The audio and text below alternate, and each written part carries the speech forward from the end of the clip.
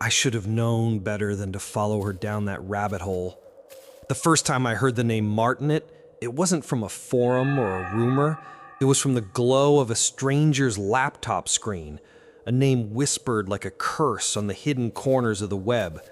People said it wasn't like Silk Road or the usual cesspools of drugs and trafficking.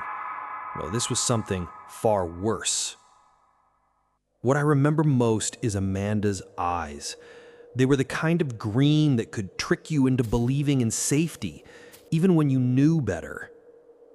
The last night we were together, she whispered that she had something she could never show me, something I wouldn't understand. I laughed it off, thinking she was drunk or high. But when she vanished from class, from her apartment, from everywhere, I went looking. That's when I saw it. A chat log, still open, glowing against the darkness of her empty room.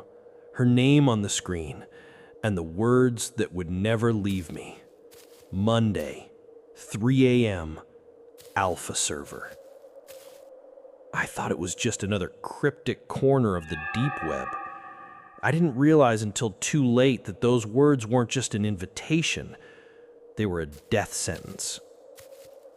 Back then, I wasn't the kind of person who belonged on the deep web. I was just another college student living on caffeine and late-night assignments, drifting between classes and half-finished relationships. If not for Amanda, I never would have strayed anywhere near Martinet. We met in Statistics 120, one of those classes no one actually wanted to take. She had this way of sitting in the back row, half hidden but somehow still commanding the room. I'd never been good at talking to girls, but when she told me she was from Sedona, I couldn't resist a dumb joke about UFOs and energy vortexes. She laughed, and that was enough. We started hanging out, first study sessions, then her apartment, weed smoke curling against the walls, folk music humming from her speakers, a haze of tequila and laughter that blurred into something dangerously intimate.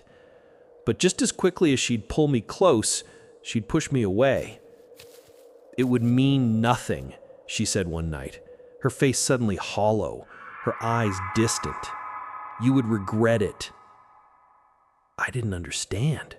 I thought maybe she was broken in the same ways I was, that we were two people fumbling toward each other in the dark. But the truth was, she was already lost in a darkness far deeper than anything I could imagine.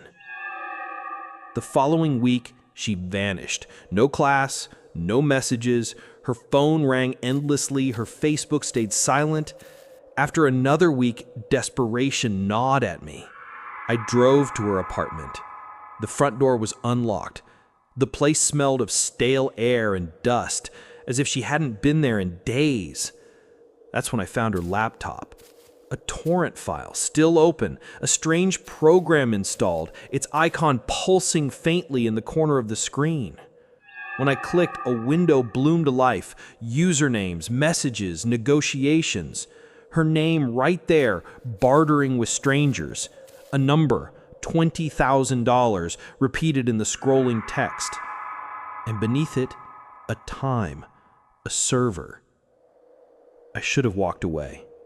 I should have closed the lid and called the police, but I didn't. I stayed there, staring at the screen as my stomach twisted into knots.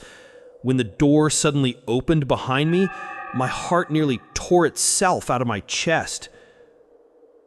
It was Amanda, only it wasn't. Her skin looked washed out, her hair thinner, hidden under a purple bandana. The girl who had once laughed at my stupid jokes now glared at me like I was a trespasser in a place I didn't belong. "Get out," she said. Her voice cracked, almost unrecognizable. "You don't know me. You never did." I left, but I couldn't forget the look in her eyes. Something was devouring her from the inside, and I couldn't stop wondering what role Martinet played in it. That's when curiosity turned into obsession. That's when I made the worst decision of my life. Monday night arrived, And despite every rational thought screaming at me, I downloaded the Martinet client. The installation was quick, almost disturbingly simple, like opening a door I was never meant to find. Once inside, I saw the servers: Alpha, Beta, Gamma, Delta, Epsilon, empty windows of static and silence, except for one, Delta. There were 4 users in the chat, 2 of them with price tags next to their names.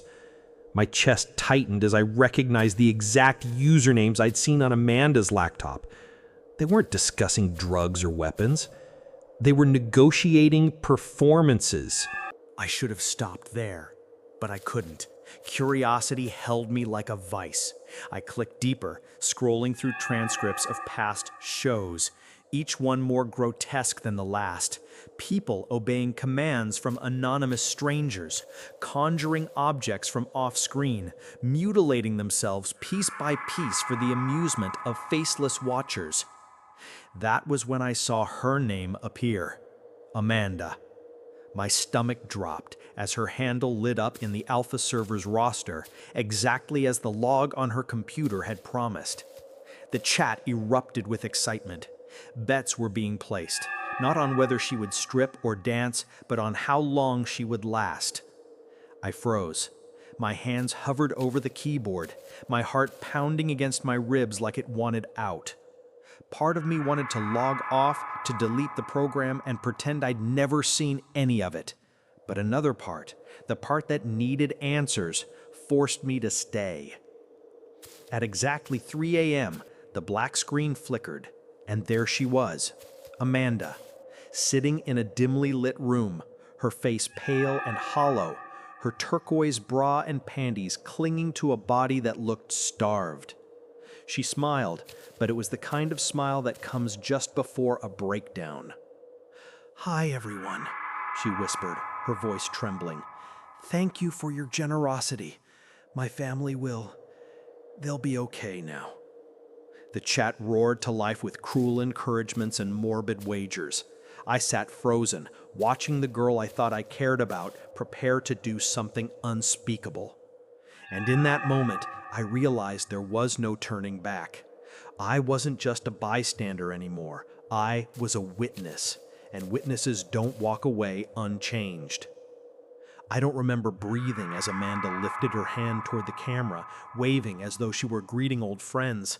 Tears streaked her face even as her lips trembled with a fragile smile. The chat box beside her image exploded with lines of text, bets and taunts scrolling faster than I could read. 3 stabs max. She won't make it to 5. 50 says she quits before 2. My eyes darted across the screen, unable to process what they were talking about. Then Amanda reached down and raised something into view. The silver gleam caught in the dim light. A knife. A long, kitchen-grade butcher knife that looked absurd in her shaking hands.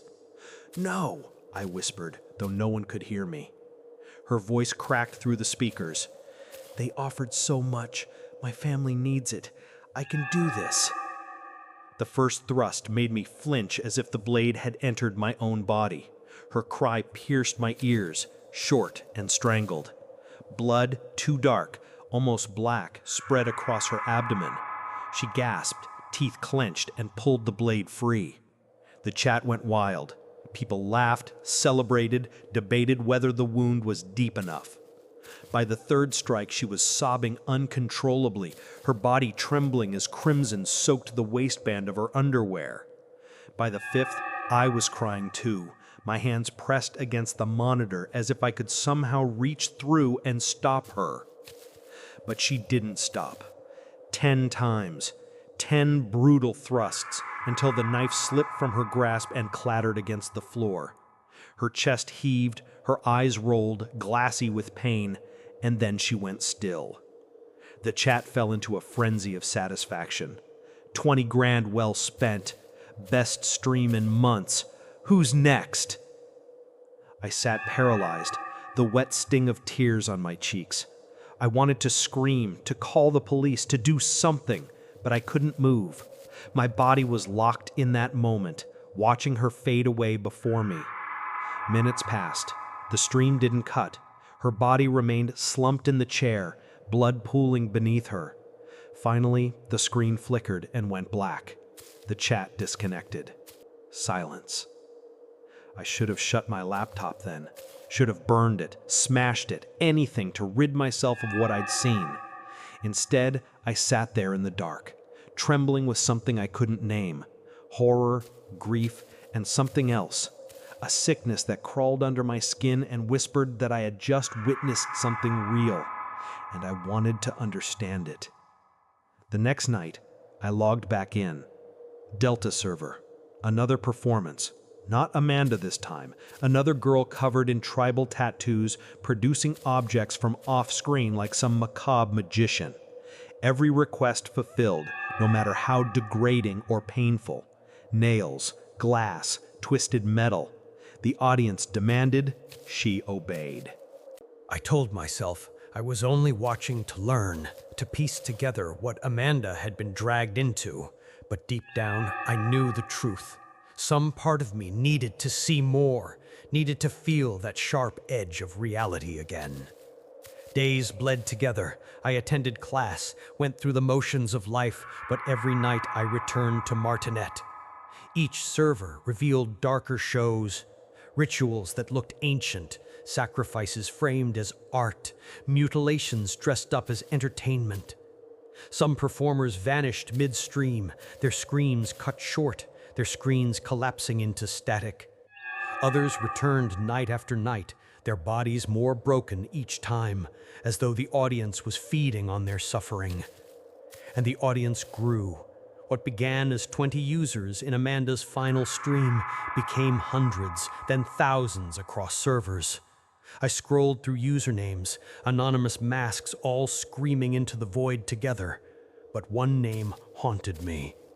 Amanda's account remained logged in. Her handle would flicker online, ghost-like, even though I knew she was gone.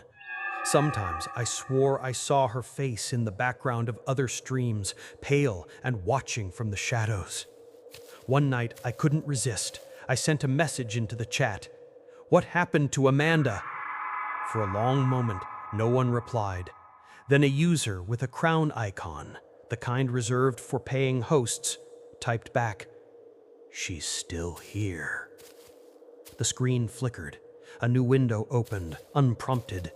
My heart lurched as Amanda's face appeared again, but not as I remembered. Her skin was ash gray, her eyes sunken into dark pits. She stared directly at me. "You shouldn't have come back," she whispered. I slammed the laptop shut, my pulse hammering in my ears, but the sound of her voice lingered in the room, thin and cold, as if she'd spoken not through the speakers but into the air itself. From that moment, I couldn't escape her. Whether awake or half asleep, I felt her presence pressing against me, urging me to log back in. Some nights I heard faint typing sounds, though my laptop was closed. Other nights the glow of the screen would return on its own, the Martinet client open, waiting. Each time her words echoed in my mind, "You shouldn't have come back." But I always did, because I needed to know what Martinet really was, because by then I was already too far gone. The night it all came to a head, I told myself it would be the last time. I would log in, see what Amanda had become, and finally cut myself off from Martinet forever. But the moment I connected, I knew I had walked straight into something I couldn't escape. The alpha server was full, hundreds of users, the chat streaming by so fast it was unreadable. At the top of the feed, I saw it. Amanda's handle glowing brighter than the rest, tagged as host. The screen cut to black, then faded in. She was there, or what was left of her. Amanda's body was skeletal now, her skin stretched tight over bone, her lips cracked and bleeding. Her eyes burned with a sickly light, pupils blown wide, fixed directly at the camera. "Welcome back," she said, her voice low and hollow, as if spoken from a cavern. The audience erupted with excitement. Commands flew across the screen. Make him join. Bring him in. Show him. My name, the username I had chosen weeks ago, suddenly appeared in the chat, highlighted as if they all knew I was there. I froze. My hands hovered uselessly over the keyboard. Then Amanda lifted a hand, and the camera followed, revealing more than her broken body. Behind her was a wall lined with faces, grainy, flickering images of other users, staring blankly into the dark. Their webcams, their living rooms, their bedrooms. Hundreds of watchers, exposed, all gathered like unwilling participants. And there, in the center of that wall of faces, was me. I stumbled back, nearly knocking over my chair. The image showed me in real time, hunched over my desk, pale in the glow of the monitor, eyes wide with terror. I wasn't just watching the stream. I was the stream. Amanda leaned closer to the lens, her smile splitting unnaturally wide. She whispered, "Now you understand. You're part of the show." The screen erupted into static. My own reflection fractured, multiplied, swallowed by 100 voices chanting in unison. My laptop speakers shrieked with feedback, but underneath it all, I could still hear Amanda, soft, steady, certain. "You can't leave, Leo. Not anymore." When the static finally died, I was staring at a blank screen. My reflection in the dark glass looked foreign, drained like someone else had been living inside my skin. I tried to shut the laptop, but the hinges resisted, the glow of the Martinet icon still pulsing faintly at the bottom corner. For days afterward, I couldn't sleep. Every time I closed my eyes, I saw Amanda's face, half alive, half something else. I heard her voice, the way it wrapped around my name as if she were whispering from inches away. And always, I saw that wall of watchers, my own image trapped among them. I tried to uninstall the program. It reappeared. I tried to smash the hard drive. When I booted up a new machine, the icon was already there, waiting. It wasn't just inside my computer anymore. It was inside me. Sometimes when I pass strangers on the street, I wonder if they've seen it too, if their glassy eyes and trembling hands mean they've been pulled into the show. Other times, late at night, I hear faint tapping on the keyboard, though I'm not touching it. Lines of text appear on the screen in a voice that isn't mine. They don't need me to watch anymore. They're watching through me. That's where my story ends, though the echoes never stopped. Amanda is gone, or maybe she isn't. Maybe she's waiting on the other side of the screen, smiling through someone else's face, whispering through someone else's voice. If you ever stumble onto a program called Martinet, don't download it. Don't even think about it. Because once you cross that line, you're not just a watcher anymore. You're part of the show. And the show never ends.